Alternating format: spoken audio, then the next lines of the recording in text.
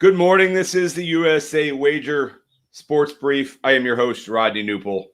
What a lovely Monday morning, June 14th, 9 a.m. Central Time here.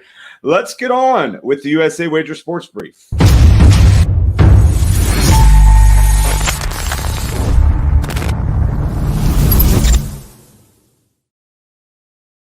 Once again, good morning, everyone. Rodney Knuppel here, USA Wager Sports Brief. Let's start right away with the National Basketball Association. And now the Milwaukee Bucks have made this a very interesting series. It is now 2-2. Bucks, Nets, 2-2. James Harden's been out. Kyrie Irving's now hurt.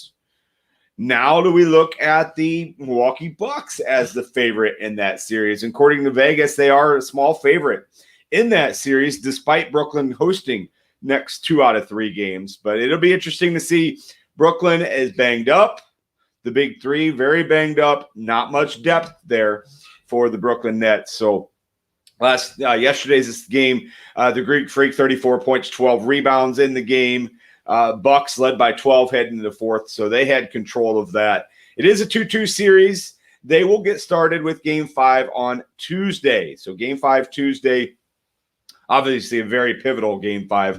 If Milwaukee can find a way to win in Brooklyn in Game 5, we're going to have ourselves a very interesting Game 6, as the Nets were kind of the team to beat. Now with 2 straight losses, looks like the Bucks could be the favorite in that series. We moved to the other game last night, and the Phoenix Suns have done it.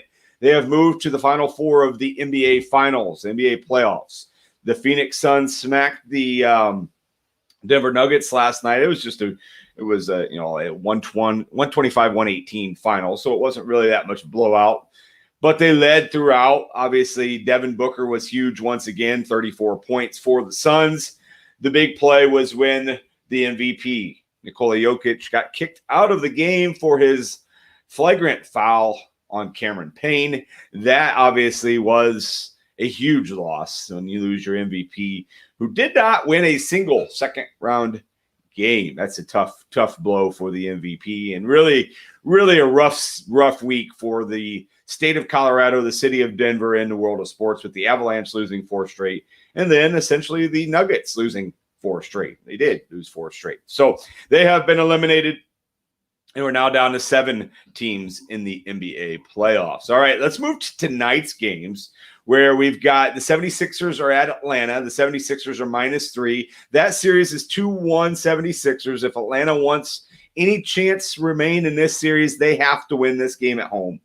They have to win this game at home. They are a 3-point underdog at home. Trae Young's got to go off. He's got to get some help. I like Philadelphia, though. I said all along I think Atlanta gets 1. Possibly could get 2, but I saw the series going 5, maybe 6. Right now, I'm really leaning towards 5. Philadelphia looks to be the better team in that series. And the thing a lot of people don't remember or simply forget or want to ignore is Philadelphia is the top seed in the East. And they're the top seed for a reason. So we'll see what happens in that series, but that is Game 4 tonight. And then another Game 4 is the Jazz at the Clippers. Clippers have now won 2 straight home games in the playoffs after winning Game 7 and then turning around and winning Game 3. And the Clippers would try to tie the series tonight at home against the top-seeded Utah Jazz. So Utah at the Clippers. The Jazz are +5. They are the top seed in the West, but they are a 5-point underdog on the road at the Staples Center. And that kind of wraps up the NBA from the action on Sunday and the games that are going on tonight, Monday, June 14th. All right, in the National Hockey League, kind of a stunning result because Tampa Bay had been playing so extremely well. They've been playing really good hockey, and really so have the Islanders. But again, I think the Islanders are another one of those overlooked squads here, as they went into Tampa Bay, led 2-0, won the game 2-1. Varlamov with 30 saves in that game. Islanders played well, and they're well coached. They're physical. They make the right plays. They don't give up a ton of goals. And Tampa Bay is going to get their work cut out for them. Going to have their work cut out for them. Going to get their money's worth. And you wonder about Tampa Bay. I know it's a short season, but are they still a little worn down from the last Cup run? It's hard to repeat. They're 8 wins away. but obviously now in a 1-0 hole. They'll get back at it tomorrow. Tampa Bay will need to win that game at home. If they do, they're in a decent spot as they'll head to the Long Island for game 3. But yeah, there's certainly a chance to steal 2 at home now after winning that game 1. The other game in the NHL playoffs, that's tonight. Vegas hosts Montreal, and Montreal is a huge underdog. And Tim Van Straten brought up a good point last night. Montreal has not played anybody besides the Canadian teams, which, okay, Vegas hasn't played anybody besides the West teams. But are the Canadian teams the same as the teams in the West? And Montreal has not left Canada to play a game all season, while Vegas was traveling around, obviously in the United States, but it's traveling on a little bit more throughout the season. So it'll be interesting. It'll be a nice crowd there in Vegas. It'll be fun, but I don't know as if this is going to be a series, although Montreal just continues to play well, won 7 straight games. Vegas is minus 260 in this game. So it's really hard to take them there. Now you could look at the plus minus 1.5 and get closer to even money. You're still not even getting even money for that.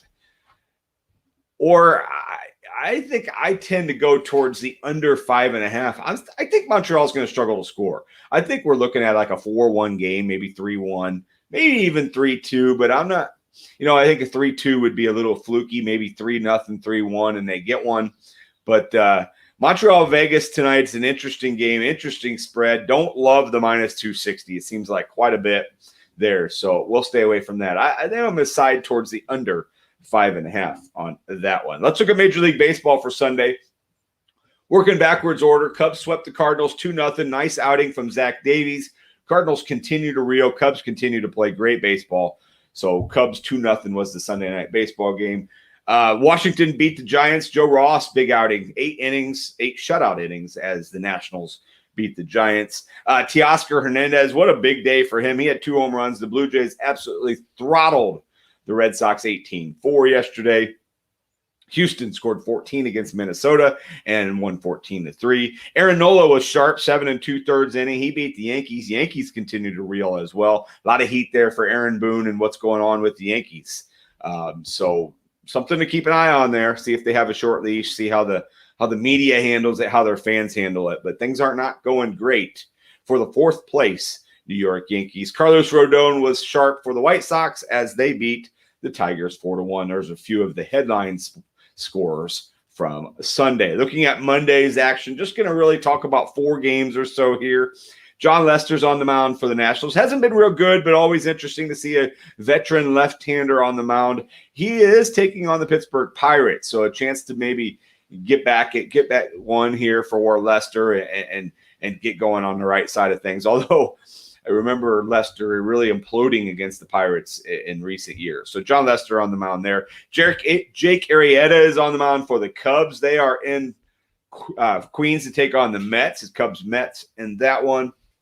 Lance Lynn will pitch for the White Sox. He's going to get a tough matchup as they will host the Tampa Bay Rays in what should be a really, really good baseball game, maybe the best game of the day. I like that Tampa Bay White Sox game. And then the Phillies are at the Dodgers tonight. Interesting matchup there. Those are just a few of my favorite games. Of course, there are other games. I know the Cardinals are hosting the Marlins. And again, a few other games. Check your Major League Baseball schedule.